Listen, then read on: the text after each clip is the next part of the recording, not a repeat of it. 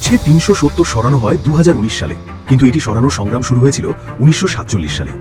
জম্মু কাশ্মীরের সঙ্গে যুক্ত অনুচ্ছেদ ৩৭০-এর বিরোধিতায় যে দীর্ঘ সংগ্রাম চলেছিল তা হঠাৎ করে শুরু হয়নি। ১৯৪৭ থেকে ১৯৬৩ পর্যন্ত রাজ্যের রাজনীতিতে যত আন্দোলন হয়েছে তার নেতৃত্ব ছিল প্রজা পরিষদের হাতে। এই আন্দোলনের মুখ ছিলেন পণ্ডিত প্রেমনাথ ডোগরা। ১৯৪৭ সালের নভেম্বর মাসে যখন প্রজা পরিষদ প্রতিষ্ঠিত হয়, তখন ডোগরাজি রাষ্ট্রীয় স্বয়ংসেবক সংঘ এর বিভাগ সংঘ চালক ছিলেন। সংগঠনের শৃঙ্খলা বজায় রেখে তিনি নিজে সভাপতির পদ গ্রহণ করতে অস্বীকার করেন।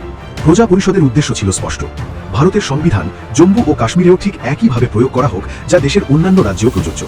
পরিষদের মতে আলাদা সাংবিধানিক ব্যবস্থা রাজ্যকে দেশের থেকে আলাদা পথে নিয়ে যাবে। এই বিষয়ে তারা শেখ আবদুল্লাহ এবং পণ্ডিত জওহরলাল নেহরুর কাশ্মীর নীতিকে সরাসরি চ্যালেঞ্জ করেন।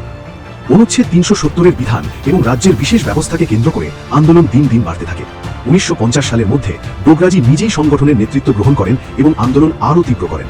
১৯৫২ সালে এই সংগ্রাম চরম পর্যায়ে পৌঁছায়।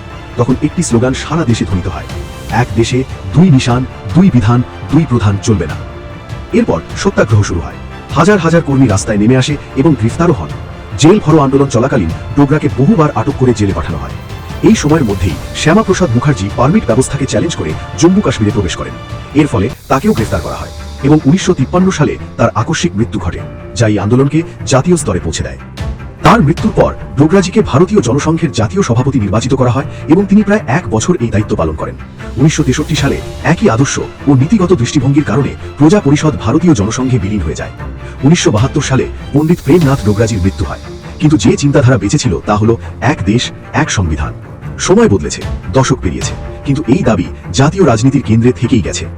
পণ্ডিত প্রেমনাথ ডোগরাজি তার জীবনকালে অনুচ্ছেদ ৩৭০ অপসারণের জন্য যে সংগ্রাম করেছিলেন তা ৫ আগস্ট ২০১৯ সালে সরানো হয়। এর ফলে জম্মু কাশ্মীরে ভারতীয় সংবিধান সম্পূর্ণভাবে প্রযোজ্য হয় এবং সেখানকার মানুষ দেশের অন্যান্য রাজ্যের মতো সমান অধিকার লাভ করে। এর মাধ্যমে জম্মু কাশ্মীর এবং সেখানকার মানুষ একটি নতুন সূচনার দিকে এগিয়ে যায়।